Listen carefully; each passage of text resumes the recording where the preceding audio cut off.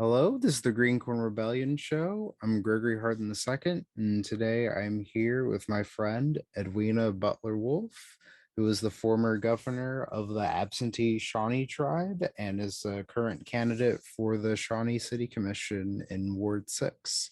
How are you doing today?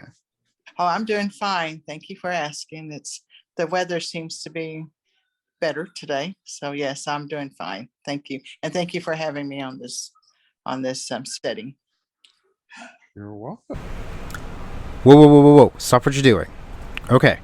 If you like this video and you like the other content on my channel, please hit the like button on this video. Also, go hit subscribe like right now. And also, when you hit subscribe, click the bell so you can get notifications whenever I put out a new video. So, thanks. All right, enjoy the rest of the video. So first question I have here is, where are you from and where did you grow up? Okay, I'm rooted and was raised here in Shawnee, Oklahoma. I was born and raised in, was born in the city of Shawnee Hospital back in 1961. And so I've stayed here in Shawnee and was raised northeast of Shawnee, which is out in what they call the Johnson community. Yeah. That's where I was. That's we're familiar with that, aren't we? Uh-huh. And so I was raised out there. My dad had purchased 80 acres of land, and he was a um, harvest peanuts. And my dad's name was Roland Butler, and he worked at Tinker Air Force Base and was in the Army as well. Well, my mother is Beverly Jean Butler, Longhorn Butler, and she was a house stayed home housewife. And I have seven sisters, one deceased, and we lived out there and attended. I attended the Earlsboro Elementary School, and then later went to North Rock Creek School. And then I went on to Dale High School and finished up my high school years there. And I stayed in Shawnee all my life and kind of just finished up at Dale and then pursued my college career at Seminole Junior College, and then went on to did some college at OBU, Oklahoma Baptist University in St. Gregory's. So I worked at the North Rock Creek Public School for 15 years, and then I switched over to tribal government in 2006, and then I stayed in the tribal government until 2009, had a little break, and then I implemented an after-school program in 2011 out in the Johnson area, which is around North Rock Creek area. So I implemented a what we called Horseshoe Bend after school program, and we had about 40 kids, and I utilized the Oklahoma Baptist University students for tutors out in that area. And then I decided to run for office for my tribe, was the Absentee Shawnee tribe, in 2013, and then won the election. Those were 2-year terms. And I went on to serve as governor of the Absentee Shawnee tribe for 3 terms. So I was the first woman to complete terms as governor. There was another lady that was elected back in 2006 or 7, but resigned after 4 or 5 months being in there. So it was kind of a struggle as running for a governor position, because a lot of people said women can't govern a tribal tribe, and so we had a lot of hurdles to go over. So it was rewarding. It was something that I I was fond of and had a passion for. And so then since then, came out of office in 2020. And then I'm now currently at the Second Fox Nation as a education director for the Second Fox Nation. So that's basically my roots here. I am married, and I lived here in Shawnee, and I'm in Ward 6. And my husband, Leonard Wolfe, and I have one son, Joshua Gibson, who resides in Norman. And I have a step grandson, uh, and I have a stepdaughter. So we pretty tight in as family wise, and very oriented in family gatherings. So Shawnee is my area, and rooted and raised, and this is where I will be the rest of my life. So that's basically the wrap up of my life history. That's cool. I didn't know that you grew up in the Johnson area, though. I knew you grew up out this way, but Johnson specifically, I didn't know. So do you remember when Johnson Incorporated back in the 80s? Yes, I do. As a matter of fact, my mom, Beverly Butler, she would go to the meetings and stuff, which they had just right east of where Horseshoe Bend was, right there on the corner. That's where they would have meetings in there, and I think it's still active. They still have meetings out there in the community Yeah. as of today. And I know some folks out there keep trying to get me to come back and sit in on some meetings, but we still have our homestead. That's my homestead across the street there from Horseshoe Bend. That's where I was Okay. born, and we was raised in that house. So it's still our homestead out there. So it's a good chance for us to go out to the country from town to the country. So we have our family gatherings out there, and it's yeah, I remember the first mayor is what they call them out there, and he since has passed. And some of the folks out there are still in the area that I do remember. Yeah, that's cool. It's rare that I ever get to meet someone who grew up in Johnson before or around the time whenever it incorporated. Because whenever I because I live in Johnson, and well, you know that. Yeah. And yeah, so it's cool to Yeah, I know I that. remember Yeah. when it was a dirt road out there, and always had to fight the muddy Garrett's roads. Lake Road, you mean? Yes, Garrett Lake Road. I remember Wow. I lived out there when it was really dusty and gravel road, and it was a lot of sand and clay. We used to keep in shape. We would jog on that road with dust flying in there, and it was quite an experience growing up in the country there. So we had tons of lawn grass to cut. So it was fun. It was a community, and we knew everybody, and it was a great place to be raised at. And I value those memories out there that I have with there and during bike rides and all that. So it's some of the, like I said, there's some of the residents are still there, and it's nice to see them. Yeah. So episodes of the Green Corn Rebellion Show are sponsored by Oklahoma Progress Now. Oklahoma Progress Now is a 501c4 organization focused on building progressive power in Oklahoma. Their primary efforts are on developing progressive content for a 21st century audience, coalition, and capacity building across progressive organizations and causes, and working to see elected leaders who are more responsive to their constituents and the needs of the many. Areas of focus include progressive messaging and communications, coalition building and resource sharing, and focused progressive policy goals. You can check out their Twitch live streams, and they go live on Facebook at noon, Monday, Wednesdays, and Fridays. Please support this organization. It's a really great organization. It's just getting started here in Oklahoma. Thank you. Now enjoy the rest of the video. Let's see. What made you want to become governor of the Absentee Shawnee tribe? Well, years ago, my mother, like I said, there was I came from a large family.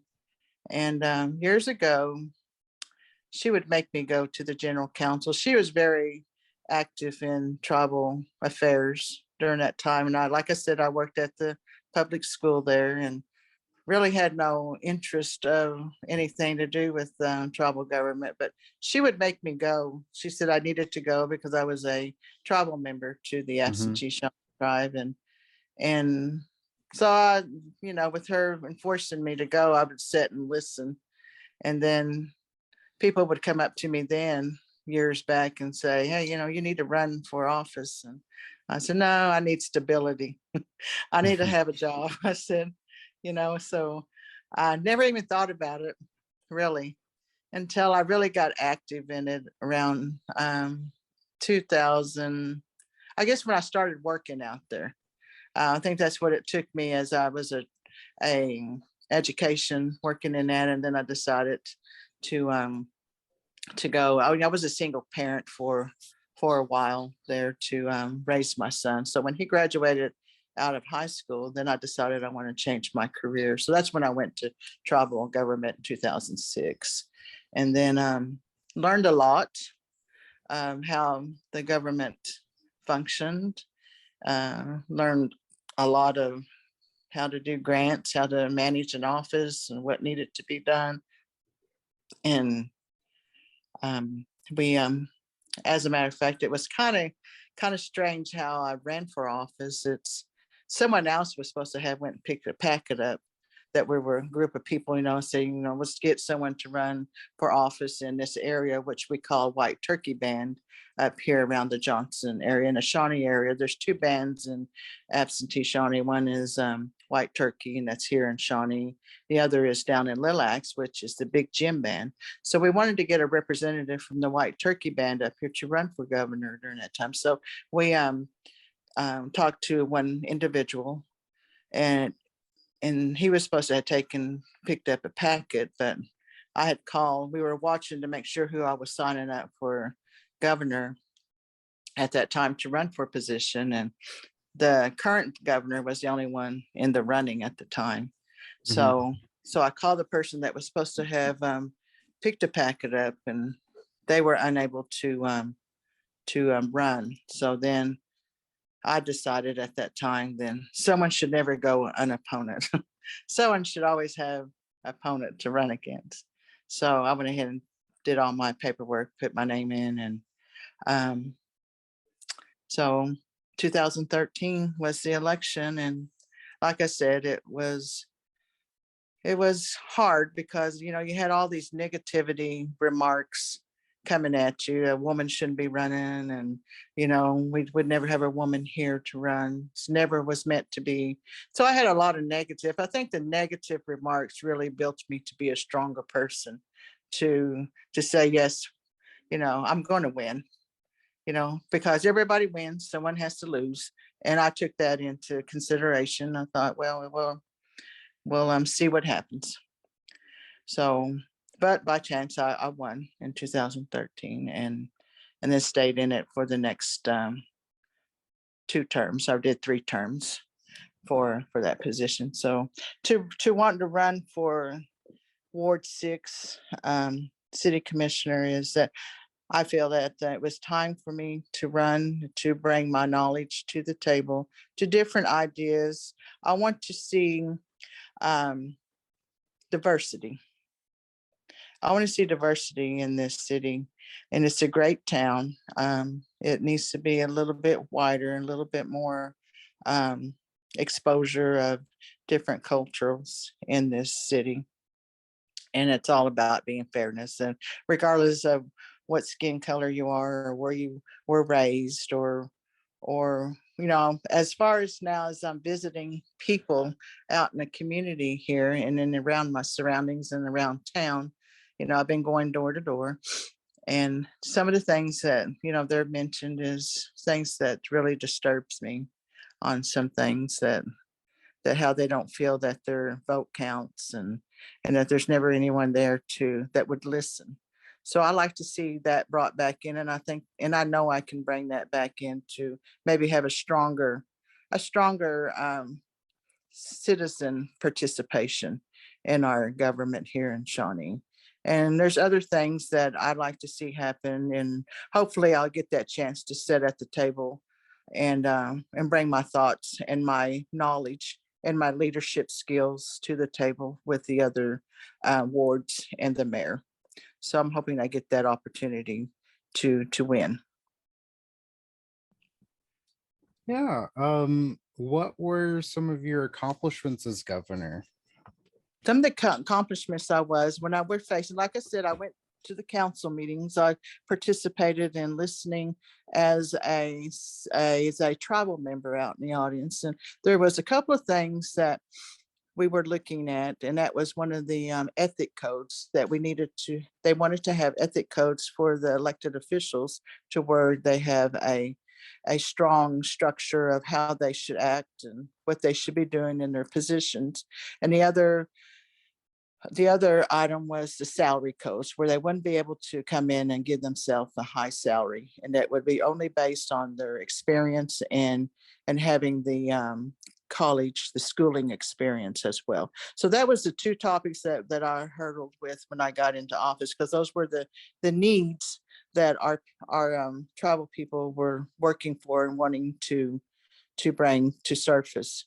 So when I got in office, we did do that. We brought it to the council, which is the people of the tribe, and it had to be on a referendum. They had to vote for it. It's the will of the people's rights of voting for such of these items. And so we did have an election, and it did pass. So I feel like that was a stepping stone from the very beginning of my hurdles as governor for the people of what they're wanting. So that did was passed. It was passed, and that's what they go by as today as well. So I feel like that was a big accomplishment of what the needs were for the people when I got into office. Okay. And what are some things that you'd like to do or to see if elected to the Shawnee City Commission? What I like to see is to have, I like today as driving, like I said, I was out visiting people and throughout Shawnee. I drove down through the main main part of town, Main Street. And it's very disturbing of what I see down there. And it seems like nobody is really doing anything about the homelessness around town. And that really shows a dark area for the citizens of Shawnee. And it doesn't look good. I took pictures of what I seen down there, and the trash cans are all overloaded, and it's just, so that's one of the things that I like to see when I get in, if I get into office.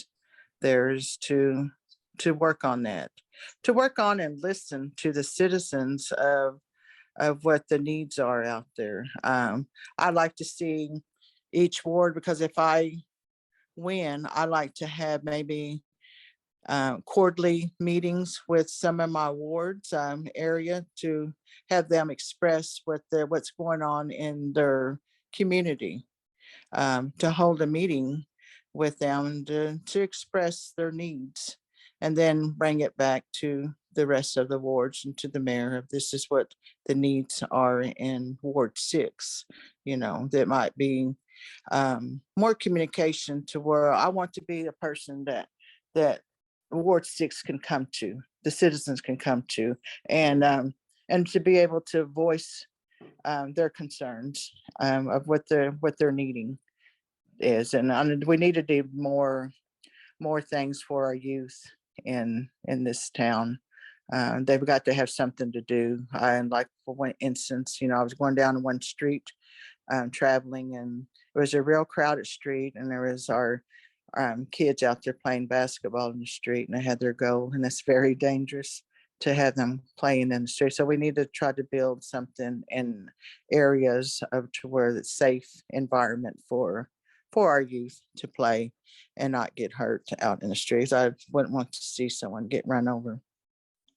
If there's anybody, if it's anything like my street that I live on, we have a lot of cars that really speed through our neighborhood, and it's not safe. So I like to see more activities for our youth, and to look and see, to seek that is to see what's funding out there.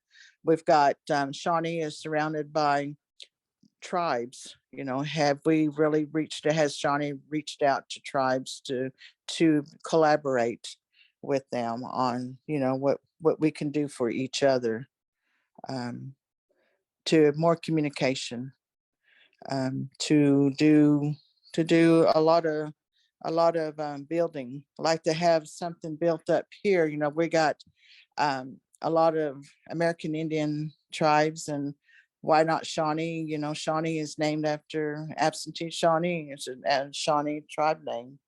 And why not have something for American Indians? I know the CPNs has signed in for Red Earth, but let's do something big to attract. I know we have the youth rodeo, but there's just so much that we can learn from each other of other cultures here in town. So that's what I would bring to the table, and just basically listen to the citizens, instead of just, I know we're elected officials and we should make decisions, but we also have a um a big concern too of listening to them. I can't strive more on that as communication, open communication. Yeah. And what do you think about having more public transportation and making the city a little bit more walkable? I think, like I had mentioned, transportation. We have most of our needs of of transporting in Shawnee. Most of our good stores are out north of town, and most of our needs are somewhere around downtown. I'd like to see downtown built up, and like I said, we've got a lot of work to do downtown as far as getting some resolution to the homelessness. Um, years back, I remember when it was Main Street. That was the only part of town that you went to go shop at. It was a busy up and down Main Street, and it saddens me to see that the way it looks now. And they did upgrade it some, but I like to see more stores, more stores in the Shawnee downtown. And it sounds like that the transportation part, there is some progress in the transportation. I see that when I read it in the newspaper, and I think that it keep building up ways of getting people their needs of getting back and forth to the store, and helping them with that. So there's definitely a need in transportation about everywhere you go. Yeah. And what kind of efforts do you think Shawnee should make in order to retain younger people? To Well, like we have the colleges here, to maintain them is that we've got to build up the economy, bring jobs, to bring jobs to Shawnee, and want people. Let's have people want to come because of our growth and what we offer, what we have, expansions of um, businesses. So I'm looking at, what can we bring into Shawnee to retain our youth, to give them some goal of, of what to stay in Shawnee. That's to look at other avenues of jobs, and that could be maybe looking into aerospace, or some kind of company that's looking to be in an area where there's more educated youth. We got VOTEC. Why don't we build up something around that to where our youth can take courses at, and still have a company here that will hire them and want to build in Shawnee. And Shawnee has grown. It has grown, and that's and we just need more jobs, and that's to seek out what is happening in the world today. Then that's why we've got to look beyond what we're going to be looking at in 5, 10 years from now, like a strategic planning of what Shawnee wants to be in 5 or 10 years, expansion. That's basically that would, and that would retain the youth on their job securities to give them something to obtain their degrees, and keep maybe some of those people from like from Oklahoma Baptist University, the schools, maybe build some more technology um, equipment, and there's other ways of bringing things, and that's why everybody's got to work together to have different plans and ideas. Someone's plan may not be something that won't fit the Shawnee area, but someone else's may, and that's how you network. I love networking with different people. And like when I was governor of the tribe, that's what I did. I networked with other tribal governments to see what they were doing in their area, what worked and what did not work. So a lot of collaborating with all kinds of people. And then when you do that, then you bring ideas back to your organization, and then you talk about them. And so there's many things out there that we can do, and that is out there. Okay. And my last question is, what kind of music do you listen to? My music is very varied. I listen to a lot of 80 music in the 80s, and we listen to a lot of blues. I like the blues, and just a lot of the rock and roll, that old stuff like Def Leppard stuff. Oh, So, okay. so, so a lot of that music, and I just like music in general. And a lot of times I'll listen to our powwow music. You probably hear me sometimes.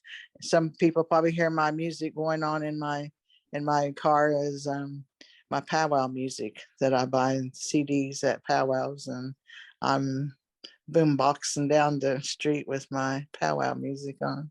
So it's just a variety of music I like. There's probably not much of anything that I don't like.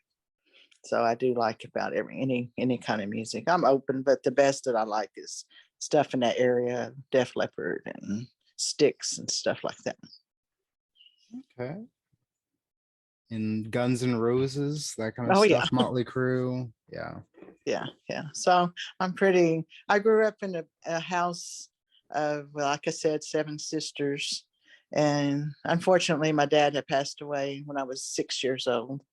And so sisters always, listened to their music in the 60s. And I used to kind of ransack their 45s and throw them around their bedroom.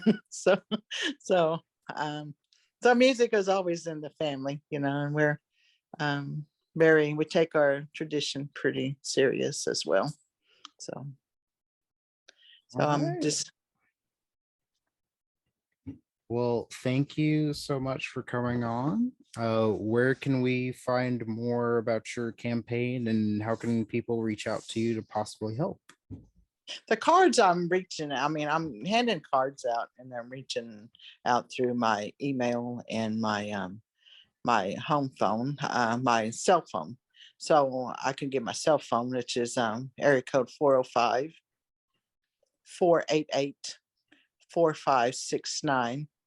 And so my cards has really been a big deal, because I've been getting quite a few calls on the phone on some citizens here in Shawnee that I've have contacted. So I'm an old school.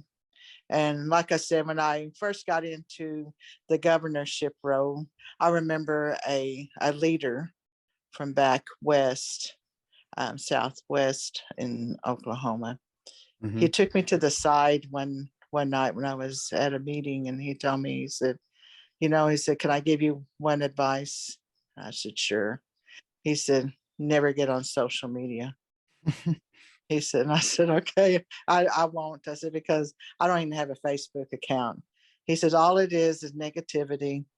Someone's always gonna say something bad about you, no matter what," he said.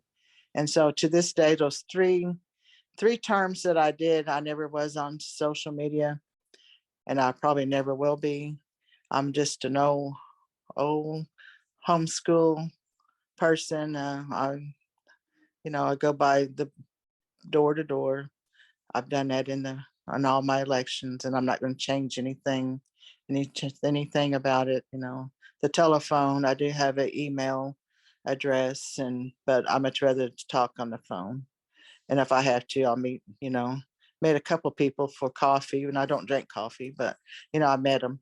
So it's going to be an old school campaign now. If that's not enough to do, then maybe it's something that I've learned, and maybe it wasn't meant to be. So I'm, like I say, I'm rooted here in Shawnee. um, I cannot think I'm pretty well known in the area. Some of the work that I've done in as a tribal leader, and just being in Shawnee. So it's the good old city here, and I want to make it better. All right. Well, good luck. And thank Yeah, you. well, thank you for having me on here, and it was good to see you.